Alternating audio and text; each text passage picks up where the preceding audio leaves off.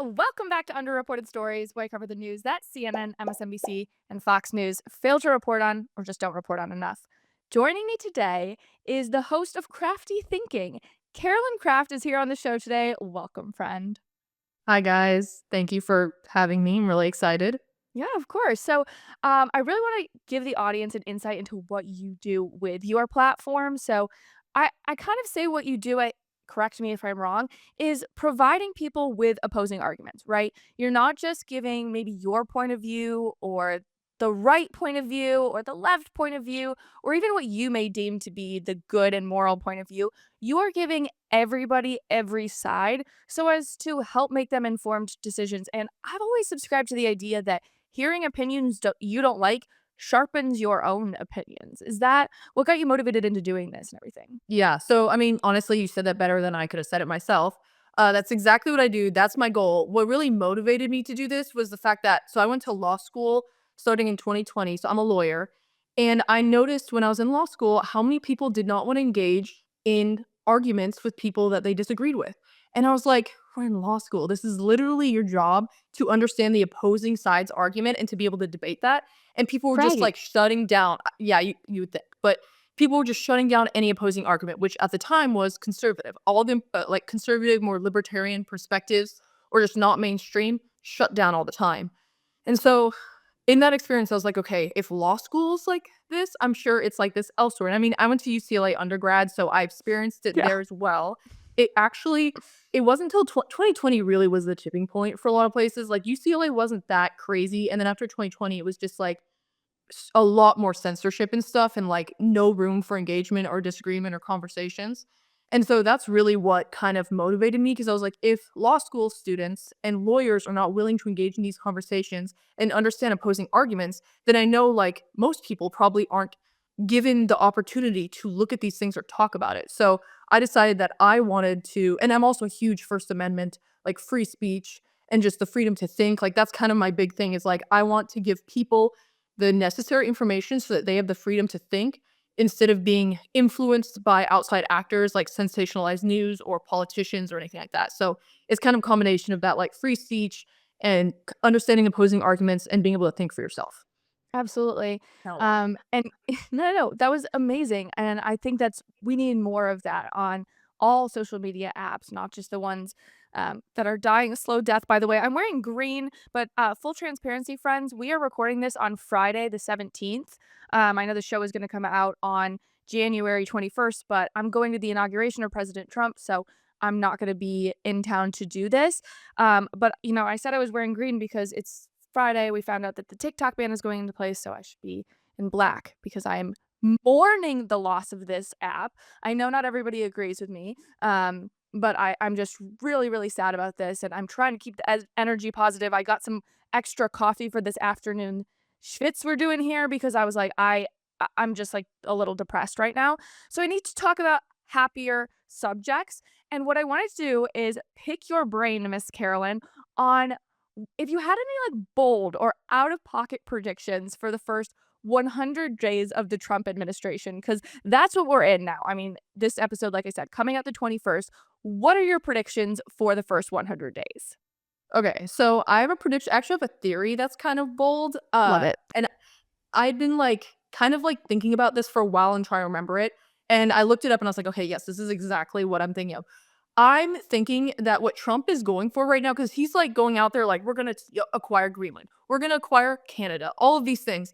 And everyone's like kind of freaking out, which, first of all, I want to say, he's So a funny. businessman. He's, of course, going full mergers and acquisition on everyone. Like, why are we that surprised? But besides, like, putting that to the Yeah. side, like, like everyone's like freaking out right now. It's in the news and stuff. And something I learned when I went to UCLA. So I was one of my majors was political science, and I took a class on psychology and political science. Essentially, the psychology or like the psychology that a lot of leaders use in order to, show themselves in certain lights or convince the population. And one of the theories is the madman theory, which is this idea that like if you're perceived as an irrational leader, it gives Yeah. you an advantage in the international realm when it comes to coercive bargaining. And so I keep thinking this idea that like, okay, maybe with all this whole like he's going to acquire Greenland, and maybe the military is going to be involved. He's going to acquire Canada or whatever. He's kind of trying to put himself out there as this madman individual who cannot be predicted. And if you can't be predicted, that gives you a lot of power, especially in the international realm. And domestically, the news outlets are eating this up and making him sound even crazier. Mhm. And he's kind of adding to it, of course, as well. And so part of me is kind of wondering, like, I think part of it is he's trying to flex his muscles, flex America's muscles, be like, remember, like, we actually can do these things. You guys should be concerned about this or take us more seriously. And then he's also trying to become or be or come across as unpredictable so that he has more power. And so I don't think he's going to end up, or we are going to end up acquiring Greenland and Canada. I actually think it might be a psychological move so that we have more power in like Russia and Ukraine or some of these other international things that are happening right now. Right. Also, something really interesting is that Denmark has boosted Greenland's military as a result of this.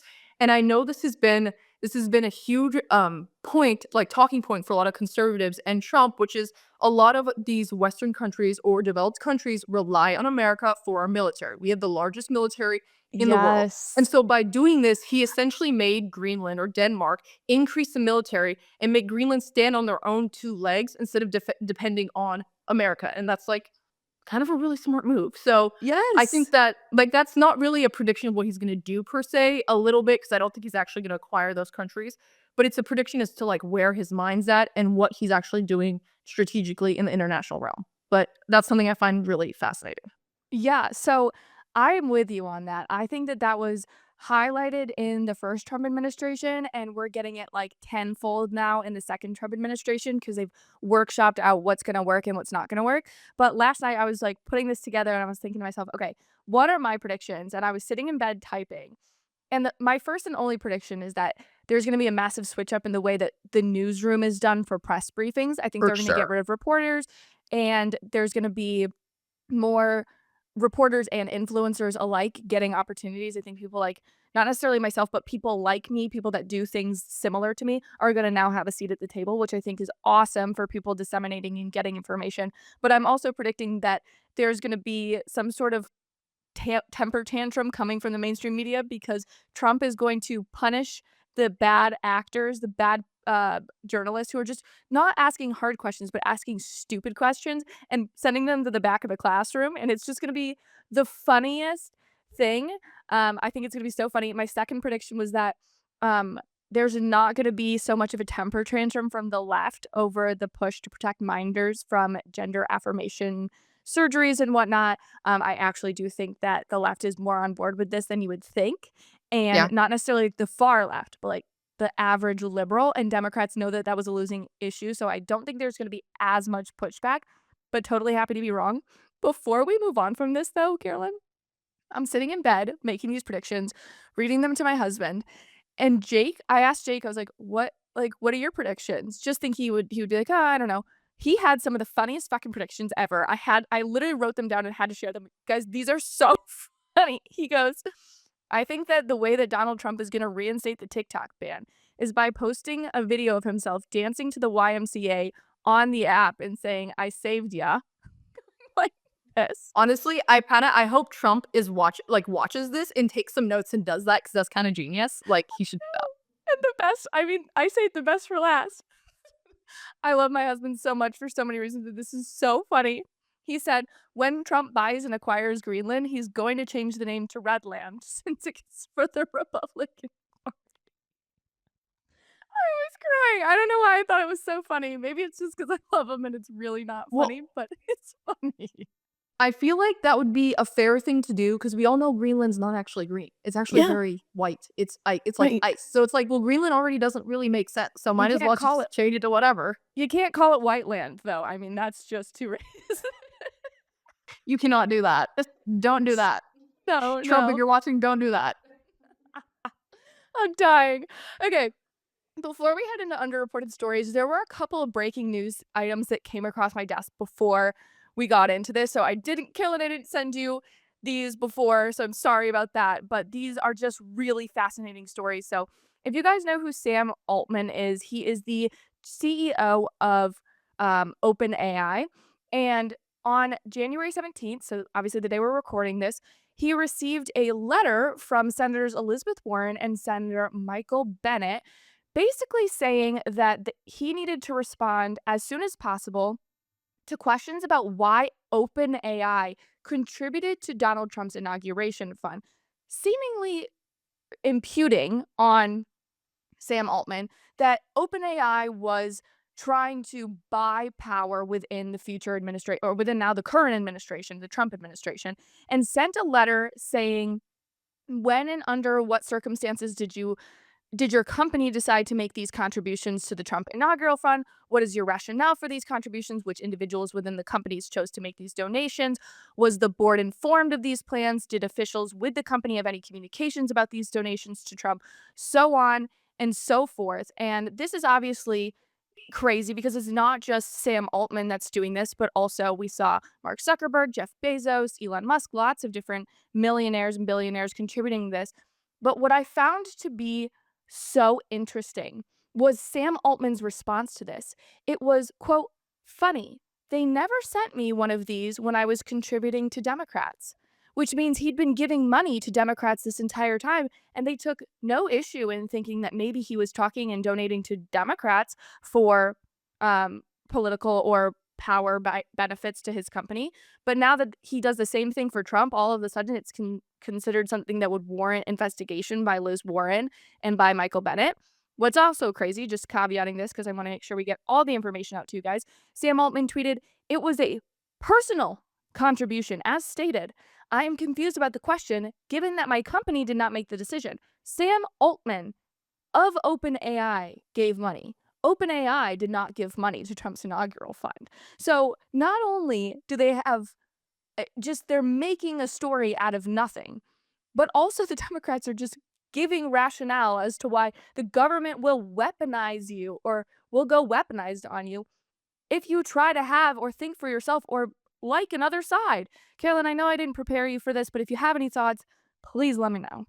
Well, I do. I think I have thoughts on, like, everything, but as you know, I but know. I think I find this kind of funny because it's like the Democrats are telling on themselves, but, like, in the future, because first of all, like, there's nothing new about companies donating millions of dollars to the president or to the future president or whatever, administrations, politicians. Nothing new about this.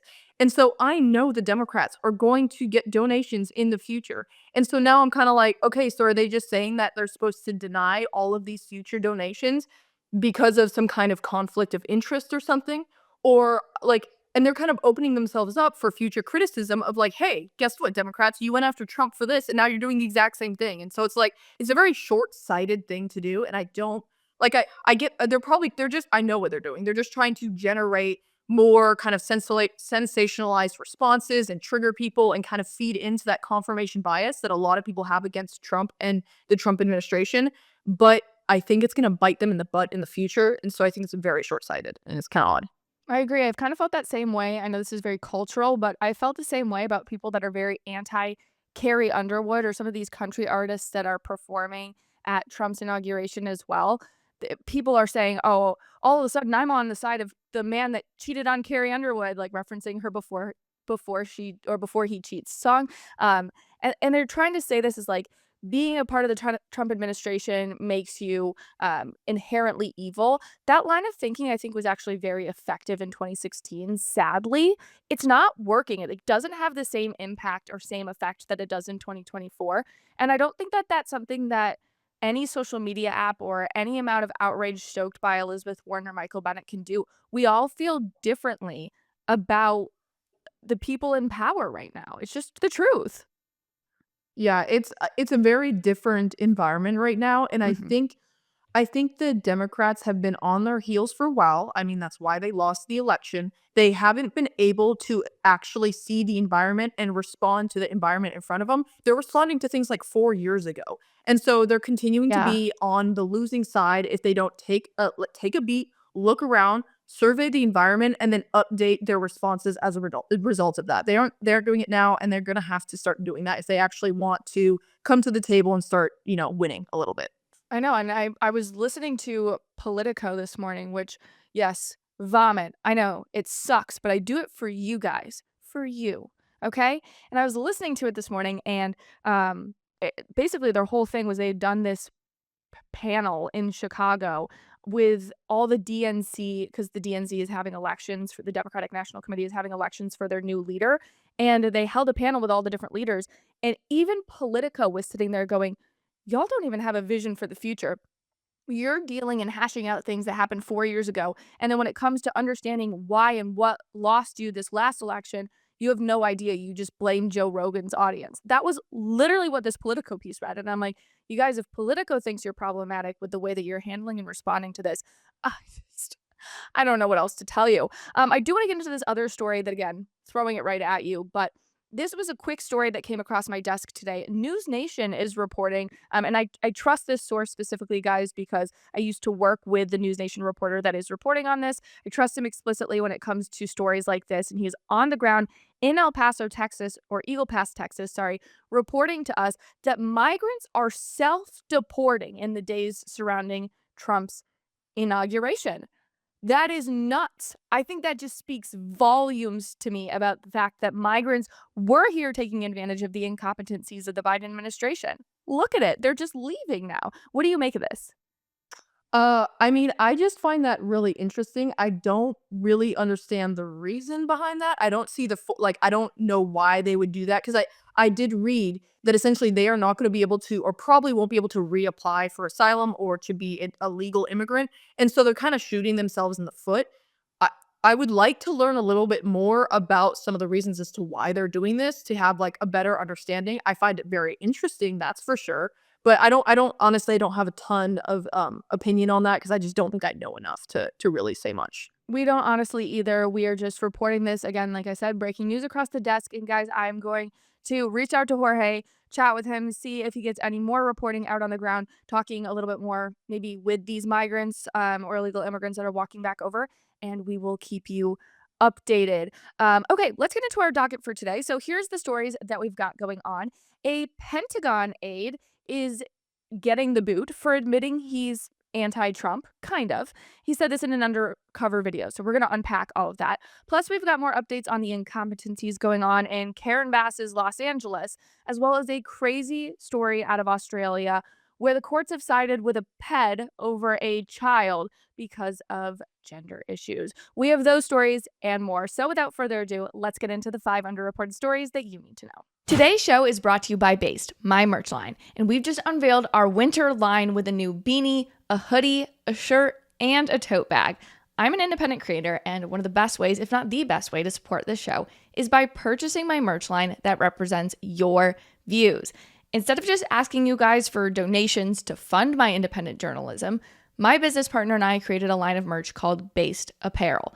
Based basically means the opposite of woke. It means you're based in logic, based in truth, based in facts. You get it.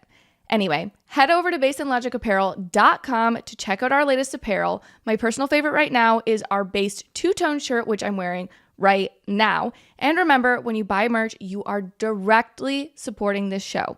And when you get your apparel, please be sure to tag me on Instagram so I can repost it. A contractor in one of the Pentagon's highest offices has been terminated from his firm. So this all came from an undercover journalist at O'Keefe Media Group, OMG, that's what they call themselves. Not gonna lie, that's pretty iconic.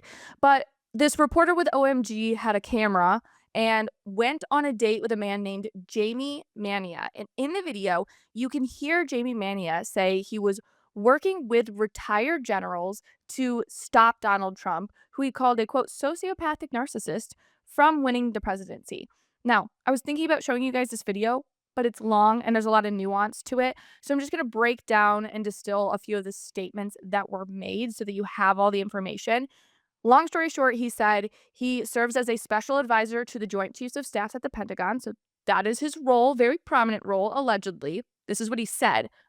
I don't and 100% know if this is true. And he worked with a nonprofit called National Security Leaders for America that was actively trying to defeat Donald Trump. And a quick caveat for people out there, remember that he said he is working with a nonprofit, and nonprofits are not supposed to be political, right? They can advocate for policies, but they cannot advocate for politicians without a for-profit wing. So bad statement on his end. But Carolyn, obviously I sent you this story. What did you take away from this at first? Well, honestly, my first question or my first comment is just like classic O'Keefe situation, like always having the undercover dates. Genuinely, I'm wondering how good looking these women are because, like, how are these people just like giving the most like detailed private information that screws them over, especially at this point when O'Keefe has been or OMG has been doing this for a while. It's like, okay, if a really hot girl asks me out on a date and starts asking me about what I think about Trump, maybe I should hold off a little bit. Like, I just that's like that was the first thing that went through my mind. I was like, classic, wondering what's going on here. But I mean, it's interesting because he did say that he was going to get a pretty big job if Harris won. And that's not necessarily like a new thing, right? Both sides Yeah. do this. This has been since the dawn of time. But it is something that's concerning because obviously, like, if you are promised a good position, high paying position, or something like that, it's going to sway your opinion and what you're doing in your position. And that's obviously really problematic. And so, obviously that's concerning. Also, the fact that he is a contractor and that kind of like insulated him is very interesting. I think like whenever we have changes in power, we need to look at all the contractors that are insulated or potentially insulated, and we need to do like a brief on every single one and who's kind of like working it for that contractor with the administration so that you know that when you're going into it, they're not like crossing any ethical boundaries or they are going to be fighting against you or actively fighting against you, which is sounds like this guy was kind of planning to actively work against Trump in the administration, which obviously you don't want someone like that on your administration. It's okay to have actually you should want people who disagree with you because you want to have educated conversation, but someone who's acting against you actively because they think you're going to be a dictator, which he thinks that Trump is going to become a dictator, yeah, you don't really want someone like that on your team. I think that's so fair and very valid because the media will go after people like that or instances in situations like this and be like, Trump is trying to get rid of adversary, like political adversaries in his administration. And I don't think that's fair or true. You don't need to employ people that think the worst of you. I think you hit the nail on the head when you said it's good to have people around you, maybe not employed in your administration, but around you that might think differently from you so that you can take from that what you will. But that I think stems more from a friendship or a relationship outside of somebody working, at the Joint Chiefs of Staff office where we're making decisions that will impact not only our American military members, but also the legacy of Donald Trump, right? Which I could give a shit about the legacy of Donald Trump if I'm being honest, but like more so the impact on the American people. But still, I think that that is the mindset of people that are very anti-Trump. And I do want to really quick touch on that dating point you made because part of me wonders with this O'Keefe thing, this is like so, I don't know how to put it, like not highbrow of me to say, but don't you think, like, some of these are kind of embellishes or lies? Like, I feel like some of these videos are more embarrassing than they are scary because these are people going on 1st, 2nd, maybe 5th dates or whatever, and they're still trying to, like, peacock to the woman in front of them and, like or sometimes it's a man, it's a lot of gay dating we have noticed with OMG media, but they're just trying to, like, showcase that they're a big deal. Like, this guy could be an absolute nobody that has very like, he's the secretary of, taking notes in there, and he has no power at all, but he's just trying to peacock towards the woman that he's dating. I always I want answers on that before I take seriously what this person is saying. Well, it's like, can we like take notes? Can we look at the psychology of this situation? Like exactly what you're saying. It's like a form of peacocking. Like how much are they embellishing just to get clout or just to get the girl or guy to like them? And how much of it is actually like totally legitimate and true? I wonder the same thing. I find it very interesting. I know. Well, guys, if you are interested in watching the full video, it is linked below, so feel free to go check it out and let us know whether you think it's peacocking or real. Anyway, let's get on to our next story, which is an update on the incompetency that is happening in Los Angeles. So the New York Post is reporting that a crisis response team so this is a separate team crisis response team reports to LA Mayor Karen Bass. And this response team has been sidelined for weeks. This is a team of hundreds of trained volunteers with a nearly $1 million budget that has not been deployed until January 14th, which is over a week after all of these fires began. And I think it's pretty safe to assume that Karen Bass may not have even had an intention of using this group at all because the timeline of it is really precarious. So you had volunteers being sidelined from the beginning.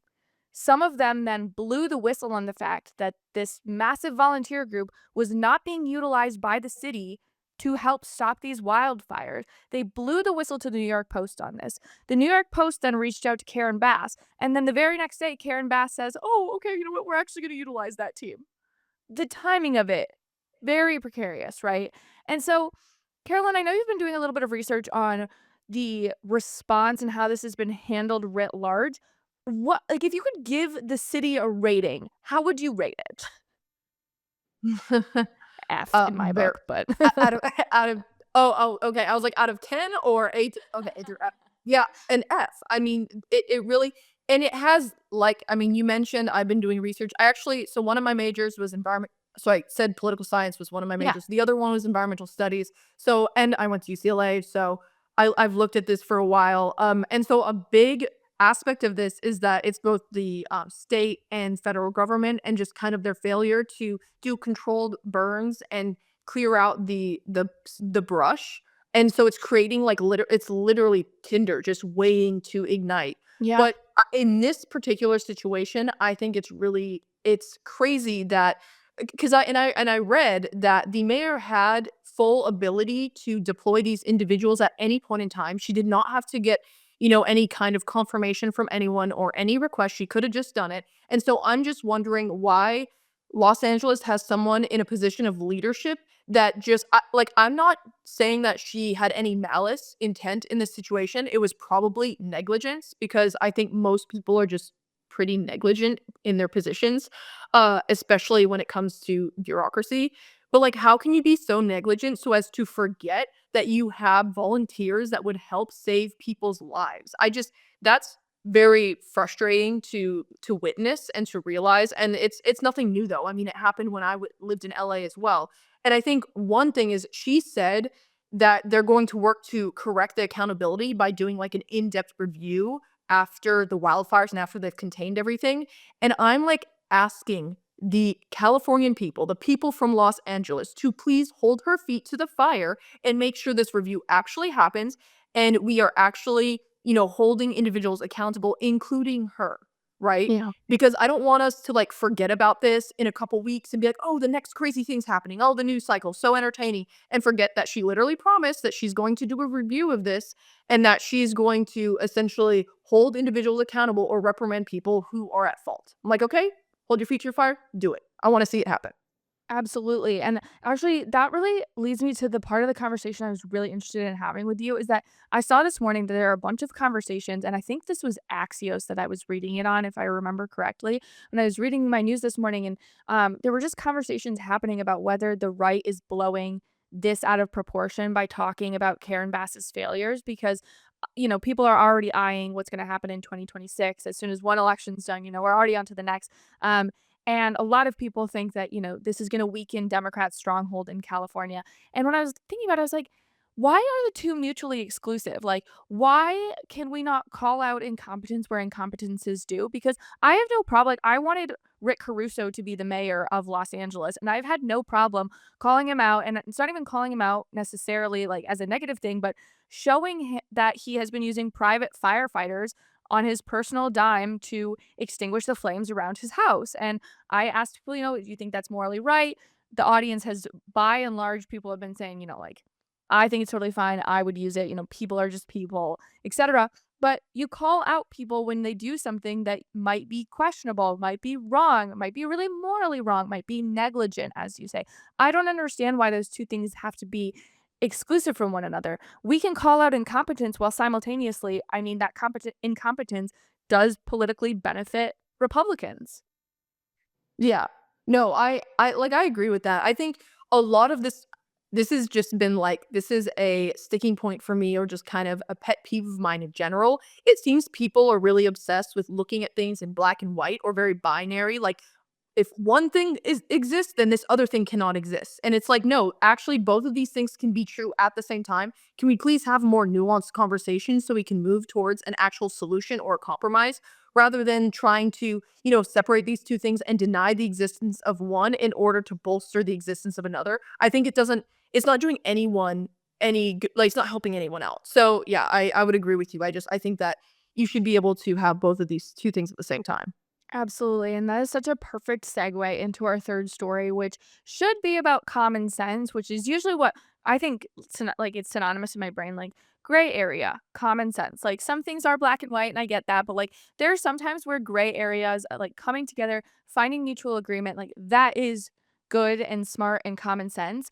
But what a city is not is this city is not common sense. Chicago, okay? It's a sanctuary city. We all know that Chicago has this sanctuary city status, and that means that local law enforcement is not allowed to work with federal law enforcement or ICE when dealing with illegal immigrants. But I thought we were going to have a mutual meeting of the minds because these two very common sense Democrats in Chicago proposed a bill in the city council that would have allowed for the city to cooperate with ICE only when dealing with illegal immigrants who have been arrested or convicted of crimes. And of course, the city council shot it down. And to me, I was like, there's no common sense here. And I was really hoping maybe you could help break down the opposing argument for this because there are some things that I look at and I can come to I can look at the other side and I'm like, oh, okay, get their opinion on this. This to me makes no effing sense. Why are we not getting rid of or utilizing federal law enforcement to get rid of illegal immigrants that commit crimes? Yes. So I had two things to point out about this that I found really interesting. My cat just jumped on the table. Sorry. Oh, that's okay. Hey, Jag. Oh my gosh. Yeah. Look at Okay. Jag. Oh, y'all are He gonna love that. I don't know. I don't think they like. I know they love Harper. I don't know. Are you guys cat people too? Let me know in the comments. Yeah, he gets really jealous when I talk to people on the phone. He will literally start walking in front of, like, my Zoom calls, like, back and forth, and I'm like, "You need to chill." He now is facing away from me, sitting, looking away because he's mad that I just took him off. And also maybe he wants to be famous. I don't know. Oh my gosh, he already is famous in my eyes. Sorry to cut you off. Oh god. Okay, Actually, Jag cut so you off. yeah, it was actually Jack's fault. But I have 2 points I wanna make. I'll start with kind of like the other side of the argument. So, a big concern here for the Democrats is that the proposal allows police to work with ICE in cases of arrest, not only conviction.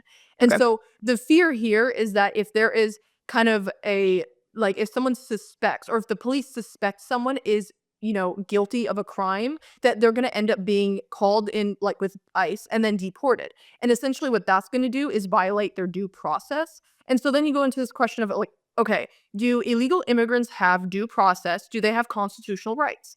And the answer is yes, they do. The Constitution says it says persons and people when it comes to the Constitution and our rights in America. It does not say citizens. And that kind of Oh, does make okay. sense because if we had undocumented immigrants that didn't have specific protections under the Constitution, we'd essentially have like a really aggressive two-tiered system where people could be very well abused because they don't have certain rights. And this isn't even a progressive or liberal viewpoint. It's actually a very conservative viewpoint because Justice Scalia himself said that illegal immigrants have, under the Fifth Amendment, the due process, like they have due process Uh-huh. in deportation hearings. And so I think what the Democrats are concerned about is that this is going to be abused. And essentially, the police are going to be like, oh, I suspect this individual of X, Y, and Z. I'm going to contact ICE because now I can do it under this proposal. ICE is going to deport them, and they're not going to get the necessary hearing for the potential conviction and also for the deportation. So I think that's kind of the big concern. My That's so question is, That's really good. I'm just gonna cut you off really quick because my first line of thought, and I'll let you get back into it, was just like, that's like valid, totally. But have you seen the Chicago Police Department and how underutilized and understaffed they are? They're not gonna be going after some willy-nilly illegal immigrant. They're gonna be going after, again, convicted felons. But continue. yeah. Well, so what I was going to say is essentially like, why can't we find a middle ground here where we essentially allow the police to work with ICE in cases of convictions and then we just remove the arrest aspect of it? That way we can protect illegal immigrants' due process rights and we can also make sure that convicted individuals who are obvious, I mean, they're guilty of terrible crimes are getting deported from America, and we can protect people in Chicago or people in America. I'm like, can we find a middle ground here? Yeah, I know. It's part of it reminds me a lot of, and this might be a bold parallel, but it kind of reminds me of when liberals say they won't carve out abortion up until birth. Like there's broad consensus in America that, abortion up until 15 weeks is okay. I'm not arguing for or against that, but that is largely where the majority of Americans fall on this issue. And putting that restriction on it, even though it allows abortion and it's not good for the pro-life group, but it's also and it's better for the pro-choice group, but it's not all the way up until birth. When you ask for those carve-outs, most liberals or leftists will just say, "Oh, well, no one wants that, so no one's gonna use it anyway." I'm like, "Okay, great, then outlaw." Like, I don't understand what the problem is if you just wanna outlaw it, and I think that's kinda where I look at this law in the same way, or this, should be law or carve out in the sanctuary city status is like, okay, well, no one, this isn't going to be used or weaponized against it. And if it does, like we can make adjustments for it. That's not what this is, though. Like the Democrats are just shutting this down altogether, shutting down the conversation of it, shutting down the happening of protecting Chicagoans over illegal immigrants. Unfortunately, that is what they have done in this situation. And so, yeah, sure, a more nuanced conversation about it would be great where we have carve outs for obviously for due process and whatnot. But if that was what they were interested in, we would have had a conversation about it, not just a complete shutdown of the bill, right? Well, also, I think what's really interesting about this, and this goes into my second point, is so my next series is going to be on immigration. So I've been doing research on immigration and the Ooh, economic impacts of immigration. Really excited about that. yeah. I think in like February it's going to start. But my question is, why is Chicago a sanctuary city? Like, why is any city a sanctuary city? Because the studies show that the federal economy benefits from immigration, including illegal immigration, but local and state governments, their economies do not benefit from it. Or if they do, it's Wait, just a little bit. explain that to me. So the federal government benefits from it, but the Mhm. state and local governments don't? So Explain that. big I'm so reason interested. Yeah, so a big reason why state governments don't benefit is because they provide more of the public benefits to immigrants than the Mhm. federal government does. So the federal government gets to Cool. tax immigrants when obviously on their income, okay? But then the state governments most do tax on income, but they also provide a lot of public benefits. And so that includes like I think it's something like 25 states have in-state tuition for undocumented immigrants. Yeah. About 35 states they allow immigrants to have Medicaid and also another kind of health insurance provision for children without any Yep. waiting period. You also have the or is it Medicaid or Medicare? Honestly, I get those two Medicaid, I'm confused. pretty sure. It's in California Yeah. and Oregon. At least it's all in those West Coast states. Yeah, and then they have to match Medicaid as well, so around 35% of Medicaid is paid for by states, not the federal government, and so they're doling out so much money in benefits, and all they're getting back is, taxes on income. I mean, I guess there are sales tax and I guess property taxes, uh, but they're still not getting enough. And on top of that, they're actually spending a ton of money on accommodation and housing. Chicago spent $150 million on housing and accommodation since August of 2022.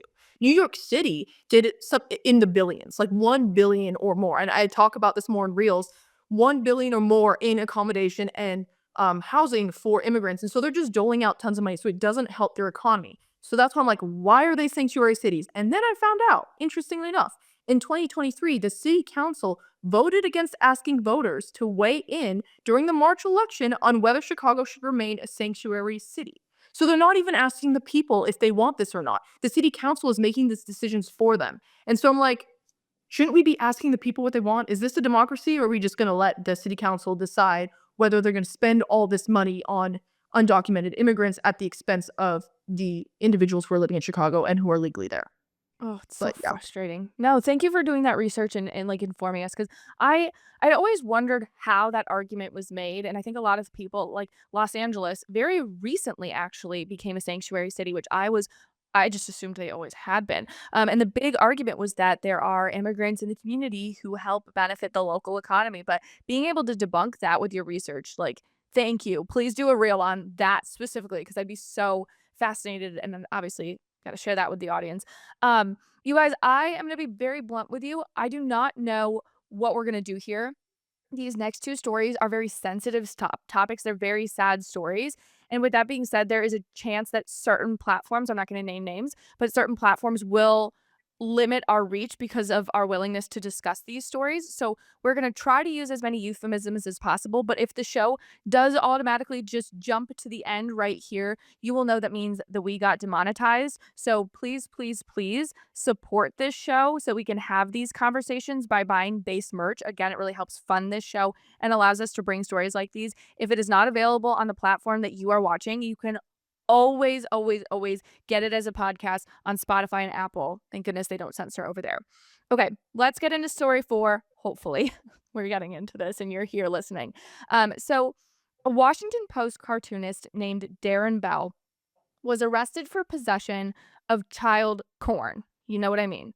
An investigation from the Internet Crimes Against Children determined that this individual, this cartoonist, uploaded a total of 134 videos of child corn to the internet. Detectives then went and did a search on Bell's home, and he was arrested for the possession of corn. He is currently being held on $1 million bail.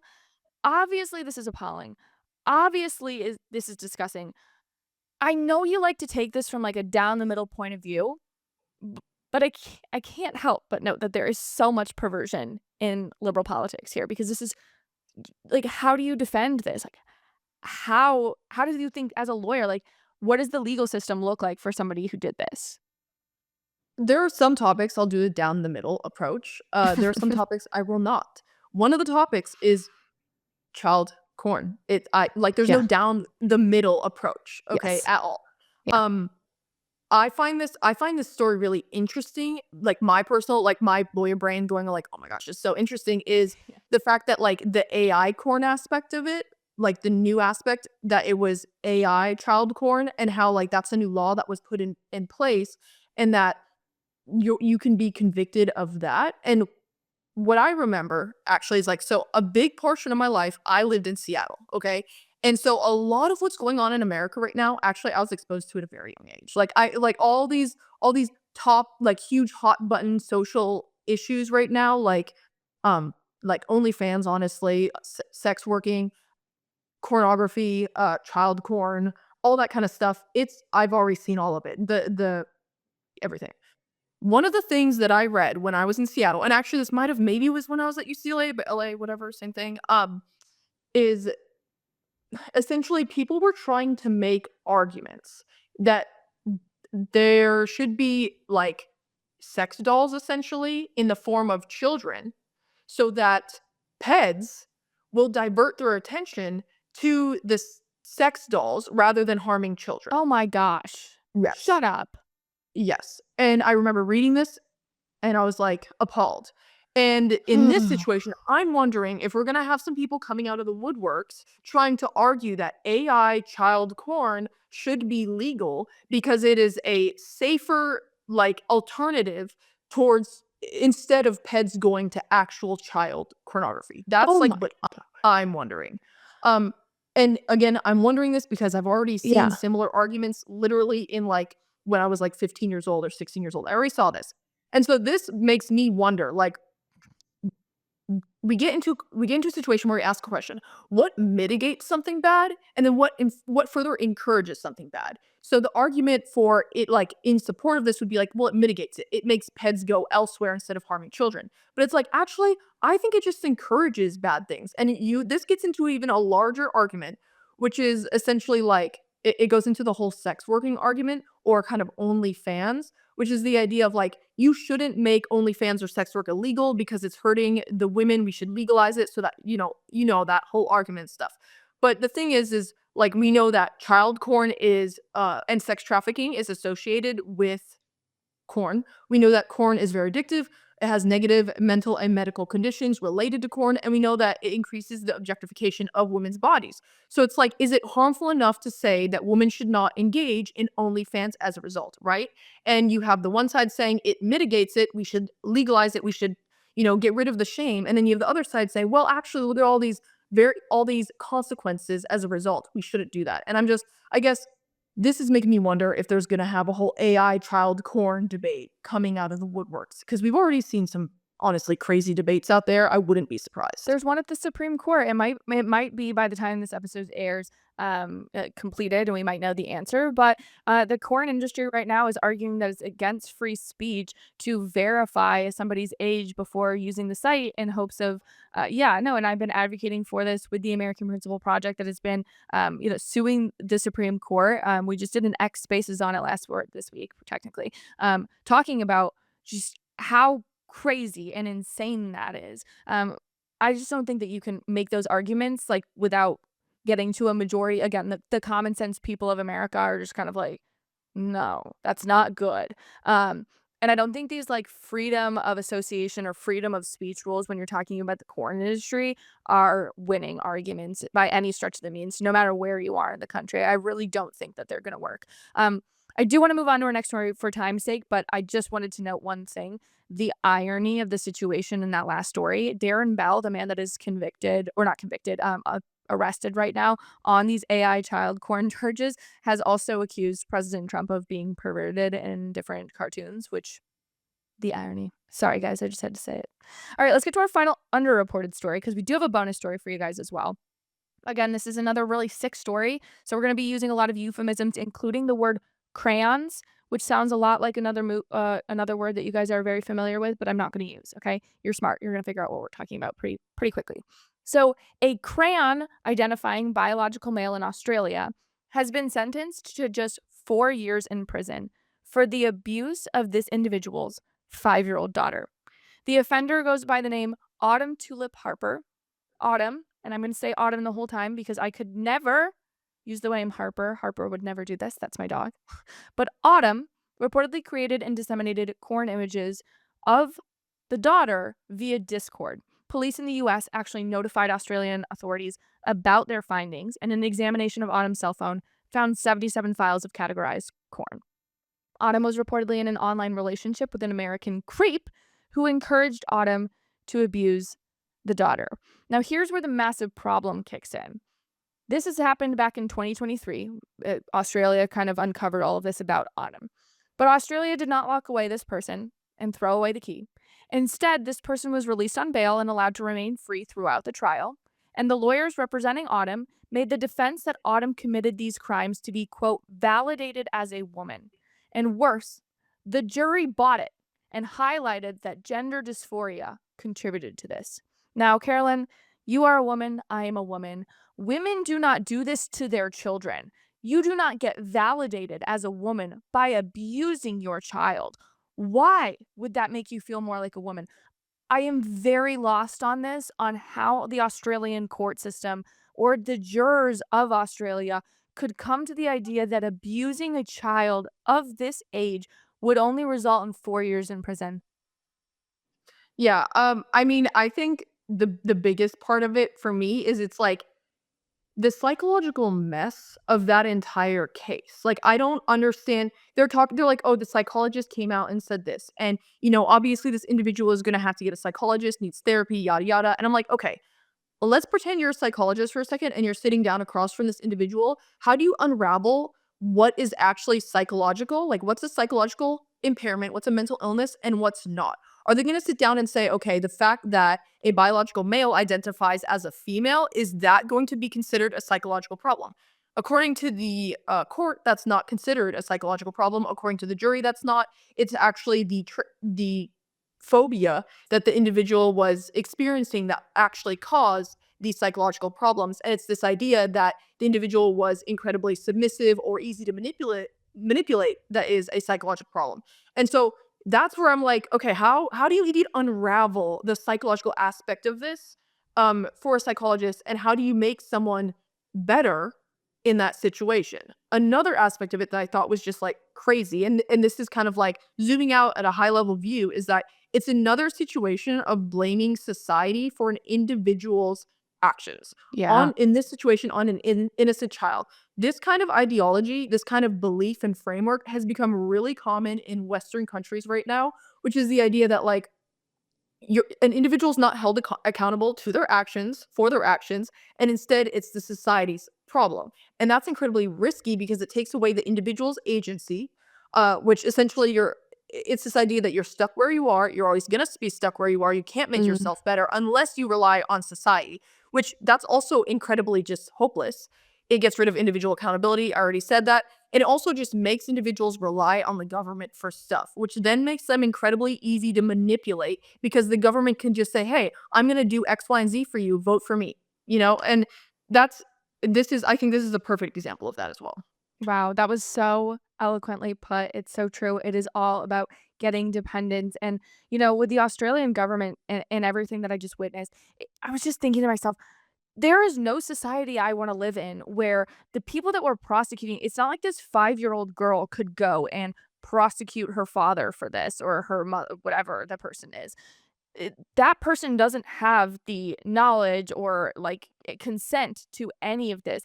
But the fact that the state, or in this case the state of Australia or whatever subsect, or the, I think they're provinces there, but the fact that the province or the state as we know it here in America wouldn't go after this person with every fiber of their being and get people on there that can debunk these arguments of transphobia or anything like that. The fact that there are people out there that aren't going so hard and that there is an inherent bias in the system over there that would allow the state or the province to not go so hard on somebody like this. I don't want to be in a country where we are not punishing people to the utmost degree because of their perceived gender identity. I don't wanna be a part of that. I think it's just so I the West is losing. The West is losing.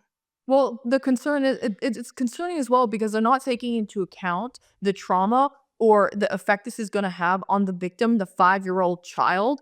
Instead, they're just doing this entire psychological analysis on an individual and essentially saying, oh, because they psychologically are experiencing this, and that, they can't be held accountable for abusing a 5-year-old. It's like, I don't personally, I do not care if you are psychologically messed up. If you are abusing a child, you should go to jail for your actions. There should be a consequence to your actions. You should not be able to have some kind of psychological defense that says that you're allowed to essay a child. Like, Yeah. sorry, can't do it. No, I'm Just totally with you. I'm totally with you, and this conversation does not end here. I'm gonna wanna get to our last story, or bonus story, I guess, because this one is crazy. It's got some euphemisms, but let me explain this to you guys because it's just kinda in the same vein as this 4th and 5th story that we already talked about. So, there is this Instagram account called Disabled Crayons Boy. Obviously, crayons says something else, but it's disabled_crayons_boy. And it follows the journey of a crayons identifying person who has severe cerebral palsy. And doctors have now injected testosterone and amputated the breasts off of this individual who has cerebral palsy. And we were debating this a little bit, me and my friends offline, about whether this was more on the parents or the individuals or the caretakers of this individual with the cerebral palsy to allow this to happen, or if this is on the doctors. And I'm curious on your point of view. I have my own, but where did you kinda stand well, on this? I mean, my first question was, so cerebral palsy affects the brain, obviously, because it affects your motor control. Mhm. And from my reading, in 50% of the situations, it also affects your intellect, right? Your ability, your intellectual abilities, and all of that. And so my question is, in this situation, is the individual affected? Is their brain affected? Or is it just going to be their motor skills? And I read that in situations where like their motor skills are really, really, really negatively affected, there's a very high chance that they have intellectual disabilities as well. And so then it gets to the question of how are you asking for consent? Can you ask someone who has intellectual disabilities to consent to gender affirming care? Can you do that? I think that's I think that's a question we all need to ask ourselves and answer, and we have to have as a society an answer to that. It's something that actually is becoming a big issue in a lot of different areas. I know there's been a debate when it comes to individuals with Down syndrome if they have the ability to consent to sexual relations. Actually, in one of my classes in law school, we looked at a case where an individual was completely paralyzed essentially except for ability to like move some of their hands, and they essentially it's interesting. They had intimate relations with a woman who was supposed to be the guardian of the individual who's disabled. And she argued that because he was able to like talk with his hand, he said he consented. but she's the only person that's talking to him in that way. And so it created a huge controversy of like, can that Yeah. individual actually consent? How is this individual interpreting consent? And like, is it okay to engage in these intimate relationships with someone who is disabled? I think it's a similar question when it comes to gender affirming care. Yeah. I think you're spot on about there's a cultural shift happening with this medical consent, and not just medical consent, but like consent in general. I do think that better consent laws for TikTok and getting people on TikTok would have in some way, shape, or form changed where we are right now. I was even thinking this, and I know this is a much more mundane level than what we're talking about, that the story that brought us to this conversation. But my dog has a lot of ear problems, and so we took him to the vet to get his ears cleaned out, and a specialist vet that was there to kind of help us figure out why the ear problem kept coming on. And they told us what medication we were on, and or the vet we told the vet what medication the dog was on with his ear stuff, and she goes, "Oh, okay, well, we're actually going to swap him over to this other medication because I don't know if the other doctor told you that the medication you're currently on, if you use it long term, causes deafness in dogs." And I was like, I know this is such a minute thing, and like my dog's fine. This is like, again, such small balls. But why is it not contingent on doctors to tell you every side effect of the drugs that you are taking? Be it a dog, be it, the Chinese government telling you point blank, yes, we are taking your data and this is what we are doing it with conformed consent when you sign on to TikTok. Or, I'm getting on birth control, doc. Okay, cool. These are all the side effects that you're going to have. And you're likely going to have to get on an antidepressant to be on this birth control because of all the litany of side effects and blah, blah, blah. I don't understand why there's not informed consent in more capacities. And I do think that with the Make America Healthy Again movement, with the Crunchy movement, with just generally speaking, our discontentment with the medical system in America, we are going to have to see a massive shift in the next 4 to 8 years on how this happens in America. Yes, I completely agree. And I really hope that individuals are willing to sit down and have legitimate conversations about this and have like talk to people they disagree with so we can actually have a solution. Because I swear, if this just turns into another screaming fight of this side against this side and we never find any solutions, I might go insane. I totally agree with you. Well, Carolyn, thank you so much for joining. If people want to find you on social media, what's the best place to find you? Right now, Instagram, it's at Crafty Thinking, but I will be starting to do long form on YouTube, and I'm doing short form on YouTube right Yay! now. Again, also at Crafty Thinking. So if you follow me on Instagram or YouTube, I would really appreciate it. Yeah, we'll definitely tag the YouTube channel below. And guys, if you just go to my Instagram, you will find hers because, we are one and the same. But you guys, if you are a real one and you made it to the end of today's show, will you drop an ice cube emoji as an homage to our story about ice? Actually, if you're a even bigger real one, put 2 ice cubes in a baby emoji, okay? Because ice, baby. Da-na-na-na-na-na-na. All right, friends. Well, see you back here on Thursday. And stay tuned. Tomorrow we have a vlog dropping about inauguration. I will see you then.